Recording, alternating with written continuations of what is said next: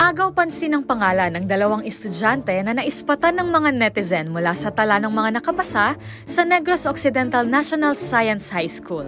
Ang mga dalaga, ipinangalan lang naman sa isang pop singer at rapper, habang ang isa naman, ipinangalan sa isang millennial term at gay lingo kung tawagin. Umani ng maraming share ang post na ito pero bukod sa pagbati sa mga mag-aaral, ang lahat ng atensyon ay nasa ikalawang pahina, kung saan mababasa ang pangalan ng mga dalagang sina Kemerut Jimenez at Nicki Minaj Montes. Ang mga netizen naman, nilaro rin ang comment section at kanya-kanyang bati kay Nicki Minaj. Naani mo ang sikat na international rapper ang tinutukoy. Ang isa pa nga, tinag pa siya mismo. At ang iba naman, kinabitan pa ng lyrics mula sa kanta ng rapper ang congratulatory message.